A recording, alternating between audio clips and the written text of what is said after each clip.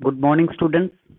Today we will discuss about second chapter, Goods and Services Tax, GST. First of all, we will discuss introduction of GST. GST से पहले जो indirect taxes थे वो बहुत ज्यादा थे इंडिया में, सेंटर और स्टेट के द्वारा जो लेवी किए जाते थे. This had led to complex and conflicting principles in the indirect tax structure.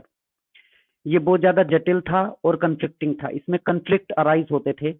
जो टैक्सेशन से जो हमारा ओल्ड था, जीएसटी लागू होने से पहले के टैक्सेशन स्ट्रक्चर के बारे में बात कर रहे हैं. Adding to the multiple compliances and administrative cost, जो कॉस्ट थी इसकी और कॉम्प्लायंसेस थे वो ज्यादा थे क्योंकि एक से ज्यादा टैक्सेस इम्प्लाई करने पड़ते थे. There was no uniformity in tax, uniform नहीं था, कोई यूनिफॉर्मिटी नहीं थी. Tax rates and structure across states, पूरी सभी स्टेट्स में कोई यूनिफॉर्मिटी नहीं थी. किसी स्टेट ने कोई टैक्सेस लगा रखे हैं, किसी स्टेट ने कोई टैक्सेस लगा रखे थे और किसी कहीं पर रेट कुछ और थी और कहीं पर रेट जो थी वो डिफरेंट थी. मीन्स कोई यूनिफॉर्मिटी नहीं थी. There was cascading of taxes due to tax on tax. Cascading tax effect था. मीन्स टैक्स के ऊपर भी टैक्स कलेक्ट किया जाता था. मैं फर्स्ट चैप्टर में आपको एग्जाम्पल दिया था कैस्केडिंग इफेक्ट का कि 100 रुपए और 120 रुपए 130 रुपए का. ये वो वाले एग्जाम्पल में मैंने बताया था कि अभी तो वैल्यू एडेड टैक्स पर ही टैक्स दिया जाता है जीएसटी में. तो मीन्स जो 20 रुपए वैल्यू एड हुई है, पहले 120 रुपए पर ही टैक्स देना पड़ता था, जो कि बर्डन जो था वो बहुत ज्यादा था. There were too many restrictions on seamless credit available. जो इनपुट क्रेडिट था उस पर रेस्ट्रिक्शंस थी, लेकिन यहाँ पर जीएसटी में जो है इनपुट क्रेडिट अवेलेबल है. The credit of excise duty and service tax paid at the stage of manufacture is not available to the traders while paying the state level sales tax at VAT. Central level पर जो आप tax पे करते थे उसका credit जो है, input credit जो है वो स्टेट लेवल पर नहीं मिलता था. जब आप स्टेट लेवल के जो टैक्सेस जैसे कि वैट जो है वो पे करते थे और स्टेट लेवल के टैक्सेस जो पे कर रहे हैं उनका जो इनपुट क्रेडिट है वो आपको उस पर नहीं मिलता था, सेंट्रल लेवल पर नहीं मिलता था. तो मीन्स इनपुट क्रेडिट जो है वो आपको अवेलेबल नहीं था. गुड्स एंड अवेलेबिलिटी स्टेट की सेंट्रल और सेंट्रल की स्टेट में अवेलेबल नहीं थी.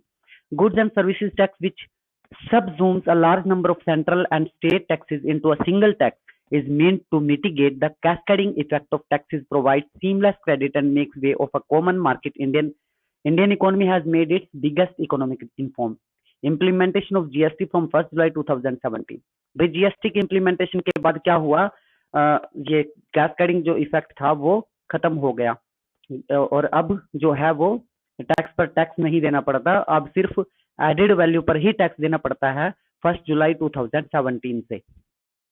Recent developments like clearance of state GST act by state, finalization of GST rate for various goods and services and approval of GST rules by GST council indicate government commitment. GST council के द्वारा जो rules GST के approve किए जाते हैं और GST की जो रेट्स फाइनलाइज होती हैं और जीएसटी एक्ट जो स्टेट के द्वारा बनाए गए हैं वो सभी जो हैं वो एक रिसेंट डेवलपमेंट हैं और बहुत ही महत्वपूर्ण है इसमें जीएसटी एक्ट में. उसके बाद है इसकी कॉन्स्टिट्यूशनल अमेंडमेंट. स्क्रीन पर दिखाई दे रहा है जो मैं स्क्रॉल कर रहा हूँ. हाँ जी, मैं स्क्रॉल कर स्क्रीन पर कॉन्स्टिट्यूशनल अमेंडमेंट आ गया. कोई अनम्यूट होके बता दे मुझे. कॉन्स्टिट्यूशनल अमेंडमेंट स्क्रॉल हो रहा है, जो मैं स्क्रॉल कर रहा हूँ स्क्रीन ऊपर से नीचे sir. Yes. Okay. Mute yourself. Constitutional amendment. It has now been more than a decade. एक दशक से ज्यादा हो गया since the idea of goods and services tax was mooted by Kalkar. ये तो भाई तब की बात है जब 2007 में इंट्रोड्यूस भी नहीं हुआ था. ये बुक तब की छपी हुई है. तब ये कह रहा था कि एक दशक से ज्यादा हो गया है कि भाई गवर्नमेंट ने जो है वो जीएसटी के बारे में बात की थी, सिर्फ लागू नहीं किया था. तो तब था एक दशक, अब तो 2 दशक होने को आ गए. 2007 में तो ये 2017 में तो ये लागू हो गया था. अब लागू है को 5th ईयर है और एक दशक उससे एक दशक पहले लागू होने से पहले बुक थी लिखी गई थी और उससे एक दशक पहले की बात कह रहा है कि जो कैलकर टास्क फोर्स इन 2004 जो कैलकर टास्क फोर्स थी 2004 में वो मूट किया गया पहली बार जीएसटी को इंट्रोड्यूस किया गया. The task force strongly recommended fully integrated GST on a national basis. Task force ने क्या किया, रिकमेंड किया भी जीएसटी को फुली इंटीग्रेटेड नेशनल बेसिस पर लागू किया जाए। Subsequently the then union finance minister Shri P Chidambaram while presenting the central budget 2007-8 2007-8 का जब central budget union finance minister P Chidambaram ने प्रेजेंट किया था, तब उन्होंने अनाउंस किया था कि जीएसटी इंट्रोड्यूस किया जाएगा 1 अप्रैल 2010 से। Since then GST missed several deadlines and continued to be shrouded by clouds of uncertainty। अनिश्चितता के बाद आ गए, बहुत सारी अनाउंसमेंट हुई उसके बाद 2010 के बाद भी, लेकिन लागू ये नहीं हो पाया था। The talks of shrink in GST however gained momentum in the year 2014। तब इसने मोमेंटम पकड़ा 2014 में, when the government tabled the constitutional amendment bill 2014। 2014 में अमेंडमेंट बिल जो है वो प्रेजेंट किया on GST in the parliament and became the constitution. वो कौन सी अमेंडमेंट थी, 101वीं 2016 एक्ट की, कॉन्स्टिट्यूशन एक्ट 2016 की 101वीं amendment which paved the way for the introduction of GST in India. उसमें जीएसटी के लागू होने के भारत में द्वार खोल दिए। The constitution has been amended introduce the goods and services tax for conferring concurrent taxes powers on the unions as well as the states, including union territories, to make laws for levying goods and services tax on every transaction of supply of goods or services or both। तो यहाँ पर सभी states में, union territories में goods and services की supply पर जो transactions हैं उन पर जीएसटी लागू होने की बात हुई। The goods and services tax has replaced a number of indirect taxes। बहुत सारे जो indirect taxes इससे पहले एग्जिस्ट करते थे उनको रिप्लेस कर दिया जीएसटी ने। And it's intended to remove cascading effect। अभी हमने बात की थी कि cascading effect भी इससे रिमूव हो गया of taxes and provide for a common national market for goods and services। और एक इसने common national market provide की goods and services के लिए, जिसमें supply of goods services पर क्या लागू होता है, goods and services tax। The central and state goods and services tax now is levied on all transactions involving the supply of goods and services except those which are kept out of the purview of the goods and services tax। भी उन सभी वस्तुओं और सेवाओं पर GST applicable है जिनको इसके दायरे से बाहर रखा गया है, उनको छोड़कर जिनको इसके दायरे से बाहर रखा गया है। वो लिस्ट है हमारे पास, उन लिस्ट में हम देख लेंगे कि कौन सी वस्तुएं और सेवाएं जीएसटी के दायरे में आती हैं और कौन सी वस्तुएं और सेवाएं जीएसटी के दायरे में नहीं आती हैं। 101वीं अमेंडमेंट जो 2016 की थी, उसमें 20 सेक्शन, न्यूली इंसर्टेड आर्टिकल जो है इसका 279A, ये तब की बात है। Empowering president to constitute GST council was notified on, कब नोटिफाई हुई ये, 12 सितंबर 2016 को। Remaining provisions were notified with effect from 16 September 2016। बाकी के जितने भी प्रोविजंस थे वो नोटिफाई हुए 16 सितंबर 2016 को। ये दोनों ही डेट नोट कर लेना। जो 279A जो था वो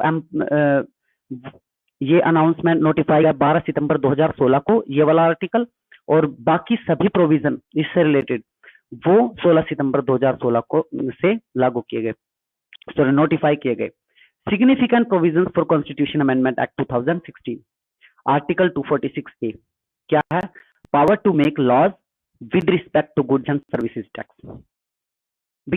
पावर टू मेक लॉज, इससे रिलेटेड जीएसटी से रिलेटेड कानून बनाने की जो पावर है उसके बारे में जिक्र है किस आर्टिकल में, 246A में। न्यूली इंसर्टेड आर्टिकल 246A के जो पॉइंट्स हैं वो हम डिस्कस करते हैं। Notwithstanding anything contained in article 246 and 254, parliament and subject two clause 2, the legislature of every state have the power to make laws with respect to goods and services tax imposed by the union or by such state। जो union के द्वारा mean centre के द्वारा या फिर state के द्वारा जो गुड्स एंड सर्विसेज पर जो भी ये टैक्स लेवी होता है उसकी पावर है, इनको क्या पावर है, उससे रिलेटेड रूल्स रेगुलेशन, उससे रिलेटेड कानून बनाने की पावर इनके हाथ में है। दूसरा है पार्लियामेंट हैज एक्सक्लूसिव पावर। उसके बाद पार्लियामेंट को क्या है, एक्सक्लूसिव पावर है to make laws with respect to goods and services tax where the supply of goods or the services or both take place in the course of interstate trade or commerce.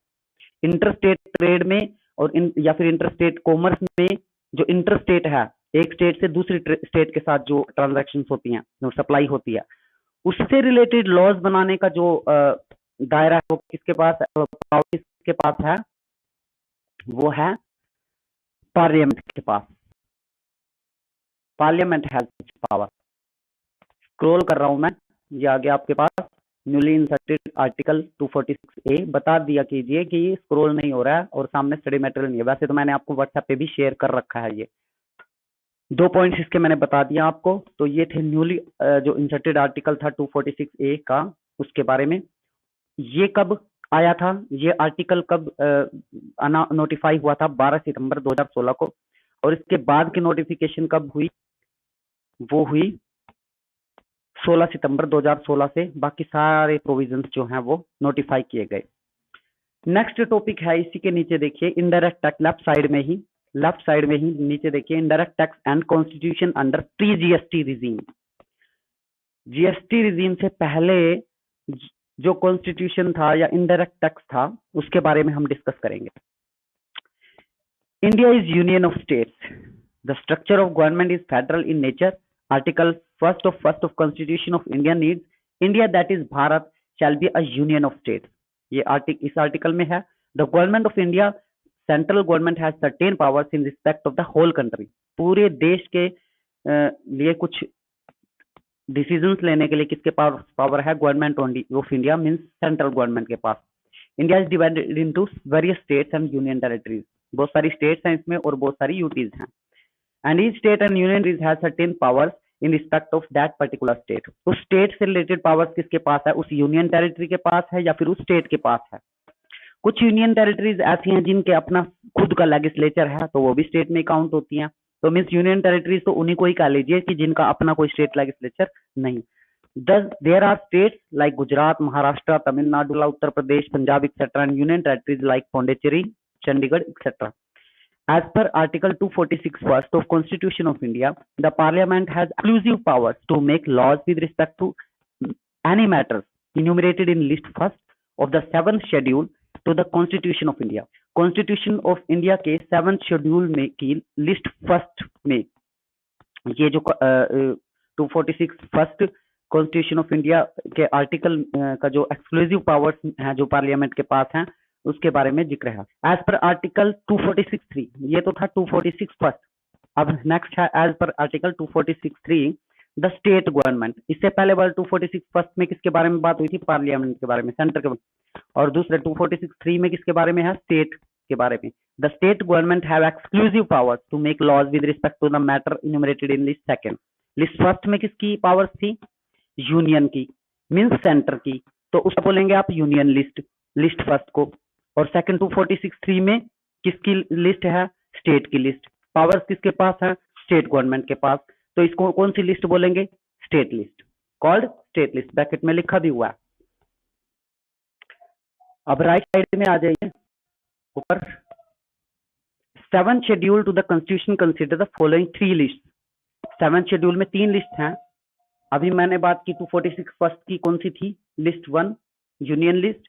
दूसरी क्या है? State list second. और list third कौन सी है? Concurrent list. उसके बाद नीचे टेबल पे आ जाइए से broad indirect taxes duties in the 7th schedule to the constitution. जिस 7th शेड्यूल के बारे में हम बात कर रहे थे, उनकी इसकी दोनों लिस्ट ये अवेलेबल हैं। लिस्ट फर्स्ट लेफ्ट साइड में है और लिस्ट सेकंड राइट साइड में है। इसको ऊपर कर देता हूँ थोड़ा। टेबल कहाँ गई? ये टेबल रही। आप टेबल में देखिए लेफ्ट साइड में लिस्ट फर्स्ट में क्या क्या है और किसकी पावर है? ये पार्लियामेंट की, सेंटर की है। ये सेंट्रल लिस्ट है। एंट्री 83 में 84, 91, 92A, 92B, 92C और 97 ये किसके हैं? सेंट्रल लिस्ट है, मींस यूनियन लिस्ट है। और स्टेट लिस्ट में एंट्री 51, 52, 53, 54 किससे रिलेटेड है? वैट से रिलेटेड। 55, 62 और 63 ये लिस्ट सेकंड है। इसके अलावा कंकरेंट लिस्ट है। नेक्स्ट पेज पर आ जाइए, ये आप स्टडी कर लेंगे। नेक्स्ट पेज पर मेन अर्लियर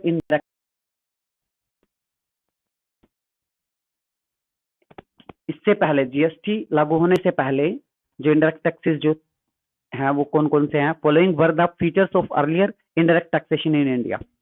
ये फीचर्स थे जो इससे पहले इनडायरेक्ट टैक्सेशन था इंडिया में, जीएसटी के लागू होने से पहले। उस पॉइंट में दिया हुआ है, first, excise duty was levied only at the manufacturing level and not up to the retail level. Excise duty कहाँ पर लेवी की जाती? मैन्युफैक्चरिंग लेवल पर। रिटेल लेवल से उसको कोई लेना देना नहीं था, ना ही बीच का जो चैनल है उस पर था। बीच का चैनल कौन सा? Means wholesaler. सिर्फ कहाँ से उसको लेवी किया जाता था? मैन्युफैक्चरिंग पे। दूसरा क्या था इसका? कैस्केडिंग इफेक्ट था वहां पर। कैस्केडिंग इफेक्ट के बारे में हमने बात की। और इनपुट क्रेडिट भी वहां पर अवेलेबल नहीं था, स्टेट का सेंटर में और सेंटर का स्टेट में। इनपुट टैक्स क्रेडिट जिसको बोलते हो आईटीसी, मीन आपने 100 रुपए टैक्स पहले पे कर रखा है, अब मान लो आप 120 रुपए टैक्स कलेक्ट कर रहे हो, 120, ठीक है, 120 आपका जो होलसेलर है वो आपको पे कर रहा है, तो मीन्स जो 20 रुपए है वही आपको पे करना पड़ेगा। क्यों? क्योंकि आप कलेक्टेड टैक्स है उसमें से माइनस करो जो आपने पे कर रखा है पहले टैक्स। मीन्स वैल्यू एडेड पर ही आप टैक्स पे करेंगे।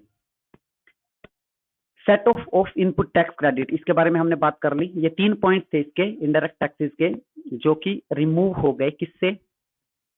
जीएसटी के लागू होने से। जीएसटी के लागू होने से।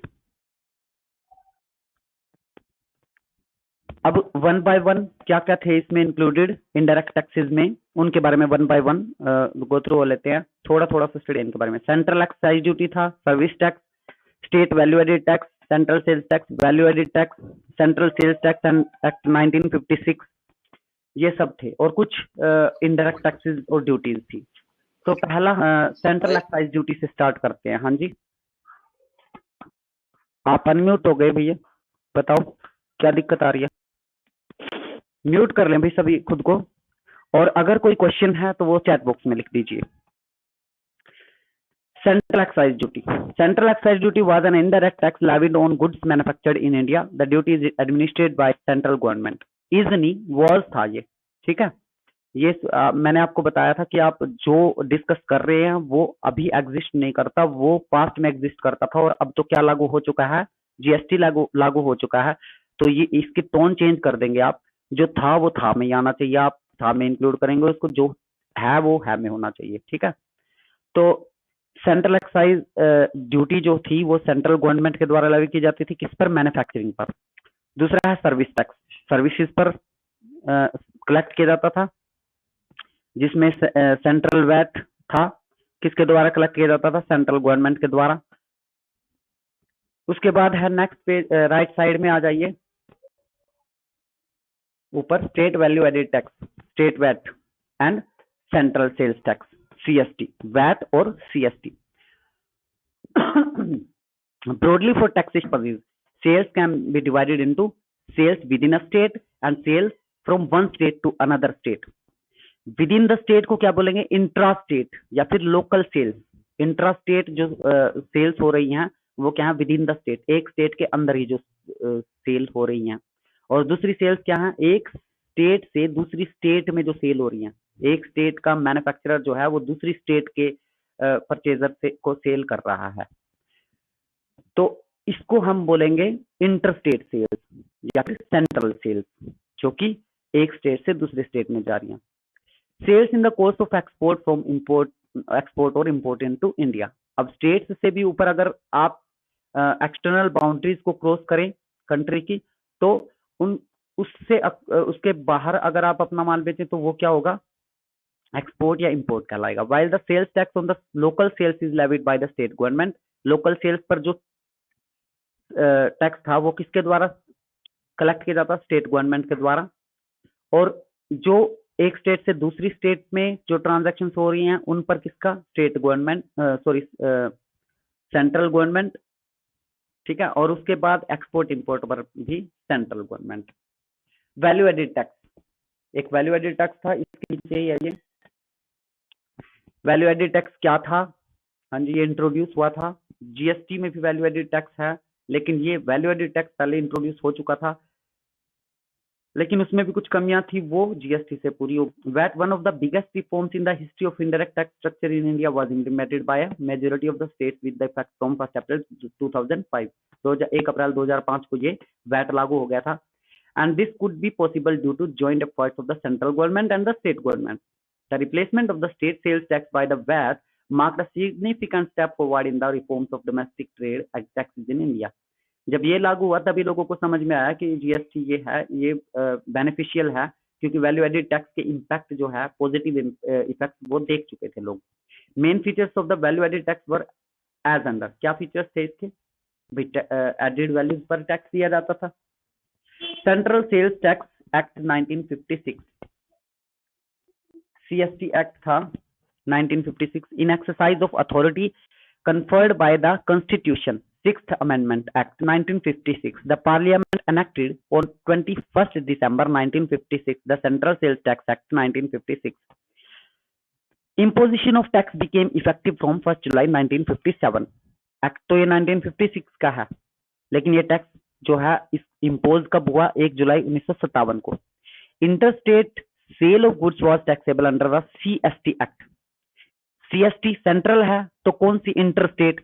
क्योंकि जो इंट्रास्टेट थी उस पर क्या एप्लीकेबल था? अभी मैंने पढ़ाया आपको, कोई बताएगा अनम्यूट होके? इंट्रास्टेट पर कोई अनम्यूट होके बता दे, इंट्रास्टेट पर क्या बताया था? अभी कोई भी नहीं है पूरी फाइनल ईयर में। इंट्रास्टेट पर क्या इंपोज हुआ था? चलो ऐसी असेसमेंट लग जाएगी फिर तुम्हारी। हाँ जी, am I audible to all of you? एक अनम्यूट होके बता देगा। Am I audible to all of you? Yes, एक बच्चा अनम्यूट होके बता दे। सर। ओके, तो सेंट्रल में क्या था? इंटरस्टेट पर सेंट्रल में सेंट्रल टैक्स जो था ये सनवैट ये लागू था। नेक्स्ट पेज पर आ जाइए। ये तो इम्पोर्टेंट, इससे पहले वाले हमने पढ़ लिए। अदर इम्पोर्टेंट इनडायरेक्ट टैक्सेस और ड्यूटीज, इसके अलावा भी कुछ इनडायरेक्ट टैक्सेस या ड्यूटीज थी, जिनमें से batting and gambling tax, entertainment tax, entry tax या ऑक्ट्रेचुंगी जिसको बोलते हो, lottery tax, luxury tax, property tax, research and development tax, stamp duty etcetera, turnover tax, ये सब कुछ इनडायरेक्ट टैक्सेस थे। ये भी किससे, ये इनमें से कुछ भी जीएसटी के द्वारा ऑलमोस्ट रिप्लेस हो गए। भाई इस जीएसटी लागू होने से पहले जो टैक्सेशन स्ट्रक्चर था इंडिया का, उसकी क्या कमियां थी? कुछ कमियां रही होंगी तभी तो इसको चेंज किया। फर्स्ट, पहली कमी थी टैक्स कास्केडिंग। कास्केडिंग इफेक्ट था, टैक्स के ऊपर टैक्स देना पड़ता था, ये मैंने आपको 2-3 बार समझा दिया। Complete complexity in determining the nature of transaction. भाई सेंट्रल और स्टेट में कंफ्लिक्ट रहते थे, नेचर ऑफ ट्रांजैक्शन को आइडेंटिफाई करने में भी जटिलता थी।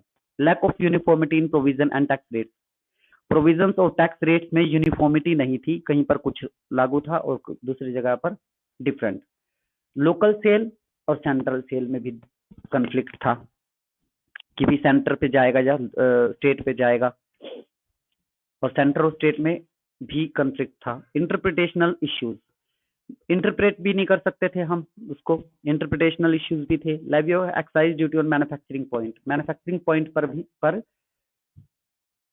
levy of excise duty on manufacturing point. The excise duty was levied on goods manufactured or produced in India. Manufacturing पर लगता था। Limiting the tax to the point of manufacturing was a severe impediment to an efficient and neutral application of tax. ये neutral था बिल्कुल। The taxable event at manufacturing point itself forms a narrow base. जो base था इसका वो narrow था, wide नहीं था। जैसे जीएसटी का जो स्कोप है वो वाइड है। Complexities in administration, administrative department को इसमें जटा का सामना करना पड़ता था, क्योंकि डिफरेंट टाइप्स के टैक्सेस से रिलेटेड जो रेट्स थी वो डिफरेंट रेट्स, उनकी कलेक्शन, उनसे रिलेटेड पॉलिसीज मेकिंग करना, इन सब में कॉम्प्लेक्सिटी ही थी। भाई इनसफिशिएंट टैक्स कंप्लायंस भी इनसफिशिएंट था, क्योंकि सब कुछ शो ही नहीं हो पाता था। उसके बाद नेक्स्ट है, इन सब जटिल शॉर्टकमिंग्स को देखते हुए फिर जीएसटी इंप्लीमेंट हुआ। नेक्स्ट है transitional provision. The key to the success of GST would be, देखो फ्यूचर की बात कर रहा है ये, इसका मतलब इसने कब लिखी है ये बुक, जीएसटी इंप्लीमेंट होने से पहले लिखी है। तो आप इस सेंटेंसेस को चेंज कर देंगे लिखते टाइम, कभी ऐसे रट्टा लगा के और वहां पर लिखा हो। The key to the success of GST would has been had been when all the present tax players comfortably migrate to GST so that they can continue their businesses without any difficulty. The transition should also enable all the start on a level playing field. Some transitional provisions are briefly explained here under. Transitional provisions जो हैं वो बता रहे हैं ये, first, every person registered under VAT, central excise और service tax etcetera having a valid PAN would be provisionally registered.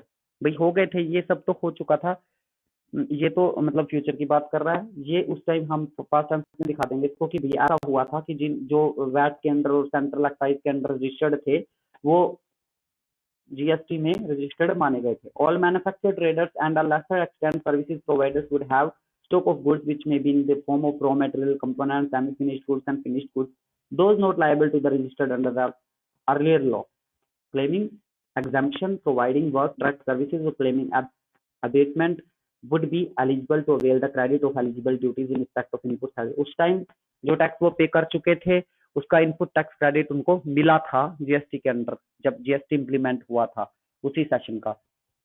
Third point, next page पे आ जाइए, left side.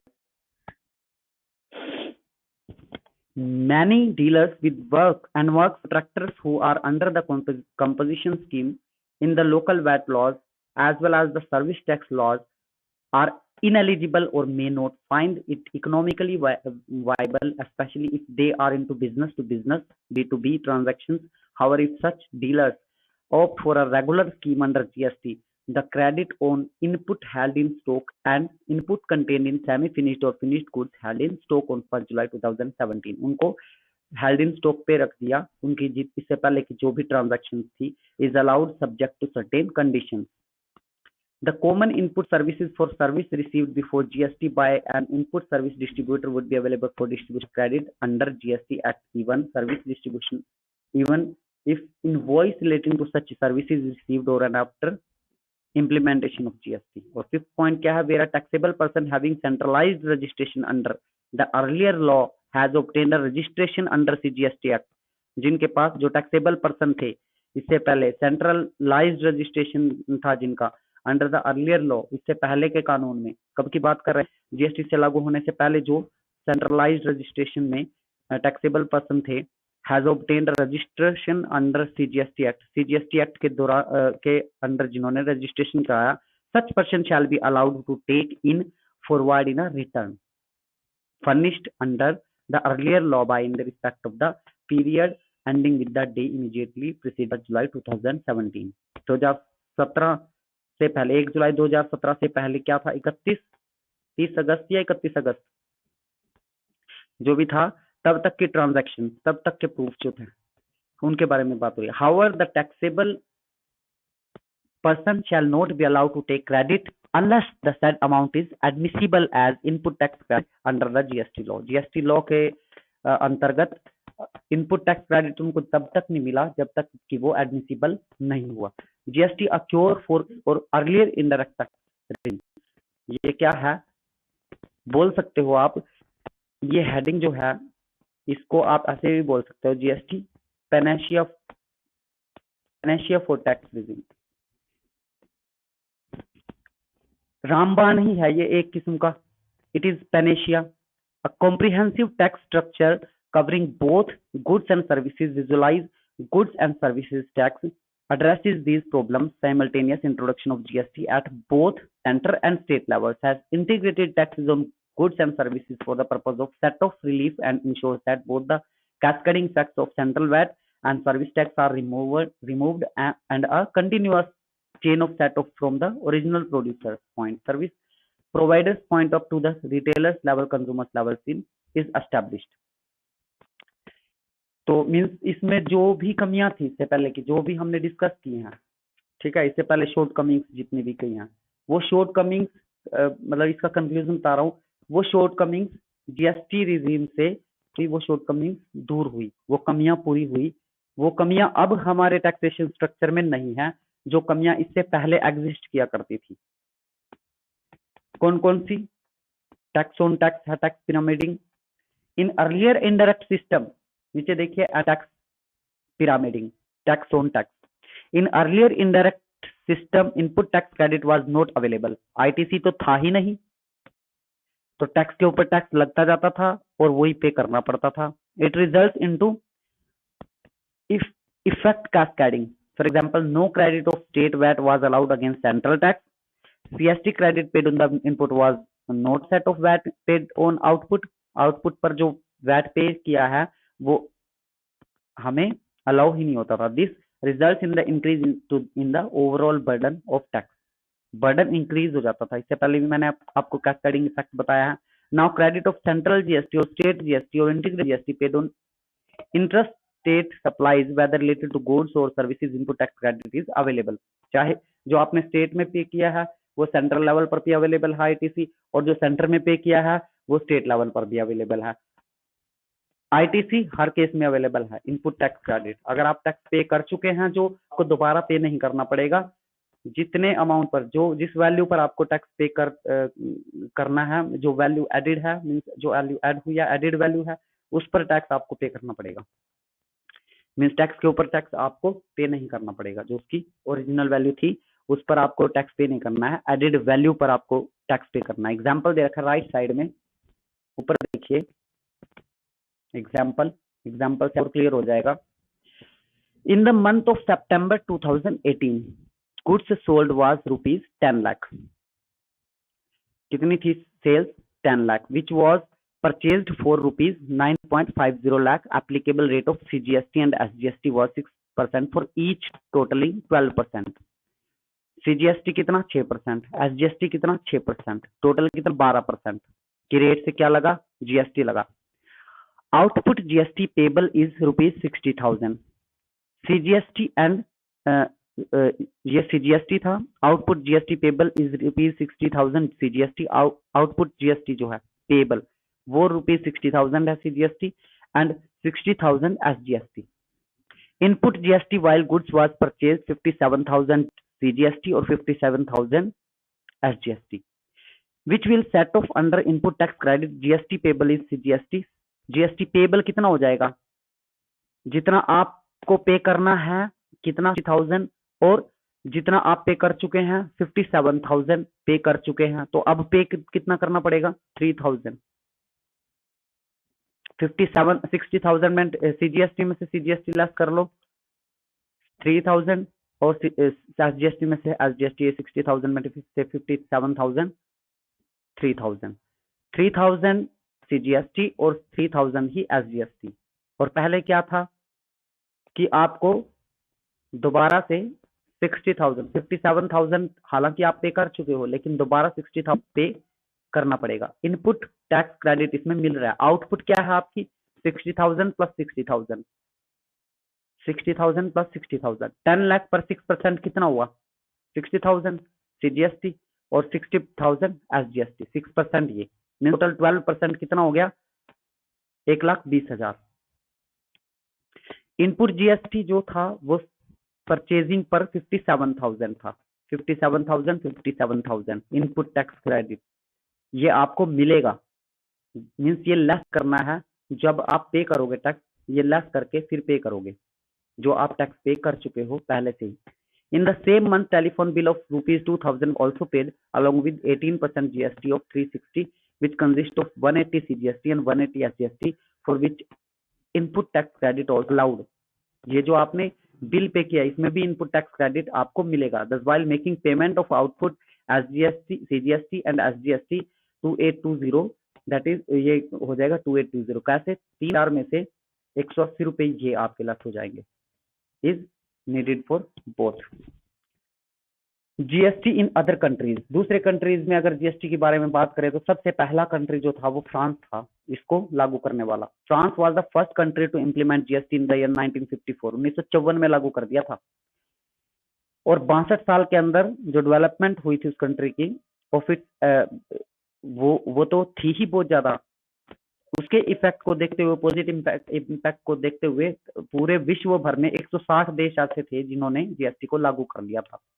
यूरोप में EU वैट जो है system is regulated by various European Union directive. The most important is 6th VAT directive. ये European countries में जो है वो EU VAT 6th VAT directive जो है वो लागू हो गया था। GST rates in Europe varies between 18%। ये तो रेट्स जो हैं वो तो चेंज होती रहते हैं, और पहले वाली जो पास की बता रहे हो वो तो उस सेशन की उतनी थी, तो ये आप पढ़ लेंगे। National average rate in some other countries is as follows.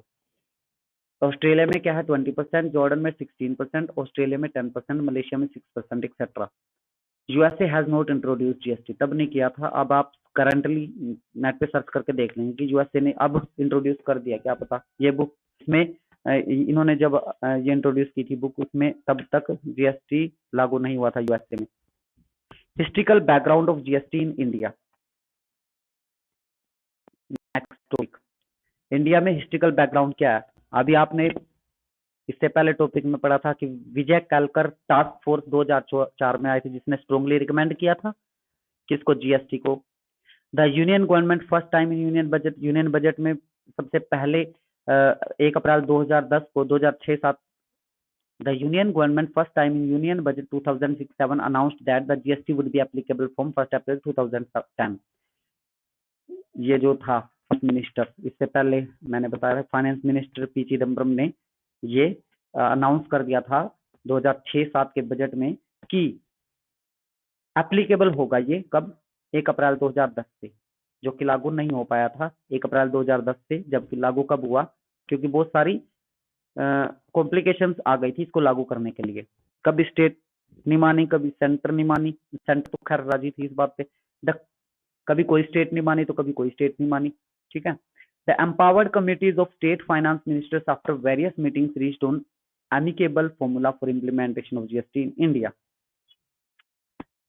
State finance minister ने कुछ कमिटीज गठित की जीएसटी को इम्प्लीमेंट करने के लिए, लोगों को समझाया कि इससे कोई नुकसान नहीं है भैया, इससे फायदा ही होगा, सब कुछ पॉजिटिव ही होगा।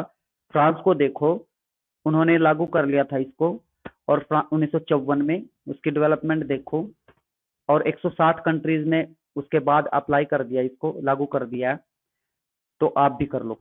तो लोगों को जागरूक किया इसके बारे में। Government of India has issued first discussion paper in November 2009। Government of India ने डिस्कशन पेपर में इसके बारे में बताया पॉजिटिव इसके इम्पैक्ट, कि भाई क्या बदलाव होने वाला है इससे, आपका बर्डन है वो कैसे रिड्यूस होने वाला है इससे। Finance minister in his speech announce that GST will B rolled out by April 2011। फिर से फाइनेंस मिनिस्टर ने स्पीच में कहा कि रोल्ड आउट हो जाएगा अप्रैल 2011 से। कॉन्स्टिट्यूशन 122 में जो अमेंडमेंट थी, bill introduce in the parliament in December 2014, 2014 में जो हुआ। The Lok Sabha has passed the bill on 6 May 2015। ये बिल जो था वो पास कब किया गया, 6 मई 2015 में। फिर जून 14 2016 क्या हुआ, the ministry of finance released draft model of law on GST in public domain for views and suggestion. फिर लोगों से व्यूज और सजेशंस मांगे गए, ड्राफ्ट मॉडल तैयार करके प्रेजेंट किया गया, उनसे सजेशंस मांगी गई, व्यूज मांगे गए, लोगों ने, पब्लिक ने व्यूज दिए, सजेशंस दी। फिर 3 अगस्त 2016 को क्या किया,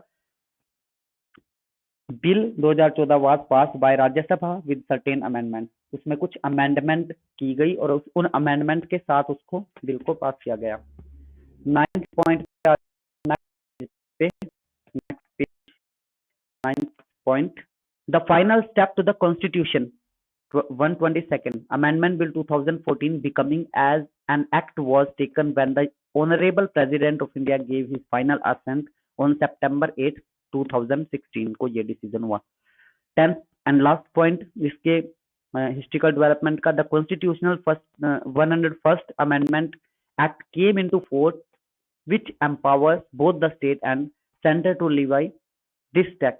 A comprehensive dual goods and services tax has replaced the complex multiple indirect tax structure from 1 जुलाई 2017।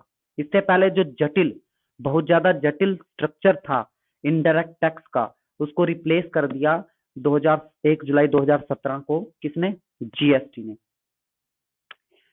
उसके बाद है नेक्स्ट आपका concept of GST, goods and service tax. तो भाई कंसेप्ट, इससे पहले जितने भी टॉपिक्स आए हैं उनमें इसके कंसेप्ट का ही बेसिस मैंने क्लियर किया है कि जीएसटी क्या है, इसमें क्या है, जीएसटी, एसजीएसटी, इंट्रास्टेट पर क्या है, इंटरस्टेट पर क्या है, ये सब कुछ हमने डिस्कस किया। इस कंसेप्ट में भी ये सब कुछ डिस्कस किया हुआ है, ये आप पढ़ लेंगे।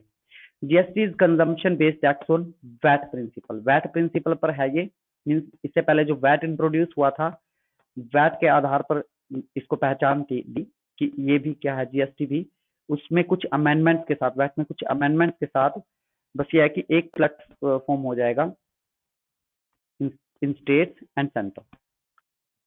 GST is consumption based tax. Tax will be payable in the state in which goods and services are finally consumed. उस स्टेट के द्वारा पे किया जाता है जहां पर फाइनली कंज्यूम की जाती हैं। फाइनल बर्डन किस स्टेट के पास होगा, जहां पर गुड्स कंज्यूम की गई हैं। GST will be based on, collect कौन करेगा, जिसने सेल की है, ठीक है। GST will be based on VAT system of allowing input tax credit for payment of tax on output supply. Input tax credit available है, आउटपुट सप्लाई पर जो टैक्स बनता है उसमें से इनपुट टैक्स क्रेडिट लेस करने के बाद जो है वो ये पे कर दिया जाता है, मींस एडेड वैल्यू पर टैक्स पे किया जाता है। जीएसटी जो है वो कंजम्पशन बेस्ड टैक्स है, मींस ऑन वैट प्रिंसिपल पर। नेक्स्ट पेज पर आ जाइए, लेफ्ट साइड ऊपर इसी पेज पर दो पेजेस है हर एक, इसमें 2 पेजेस की पीडीएफ बनाई हुई मैंने, एक पेज में लेफ्ट साइड और राइट साइड 2 पेजेस हैं, 14th एंड 15th पेज पर आ जाइए ऊपर, गुड्स वर्सेस सर्विसेज। गुड्स क्या है, even though GST is levied on goods and services, yet the identification of transaction, whether it is goods or services, is essential because different rate of tax on goods and services, different place of supply provisions, composition transactions have been considered either as goods or as services. Composite transactions have been considered either as goods or services, means इनमें भी आपको पता होना चाहिए कि goods क्या है और सर्विसेज क्या है। Meaning of the goods, goods क्या है आगे समझाया हुआ है, गुड्स क्या है इस डायग्राम में ही देख लीजिए आप जल्दी से। गुड्स का मीनिंग क्या है, all kind of movable property. इसमें क्या इंक्लूड किया जाता है, एरो का नीचे, actionable claim, growing crops, grass and things forming part of land agreed to be served before supply or under a contract of supply। जो भी सप्लाई किया जाना है तो कॉन्ट्रैक्ट में है, और या फिर जो सप्लाई किया जा रहा है, ये सब कुछ इंक्लूड क्या करता है, मूवेबल प्रॉपर्टी जो है।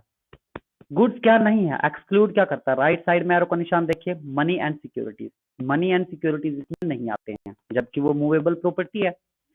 इसको छोड़ के बाकी सब क्या है, गुड्स है।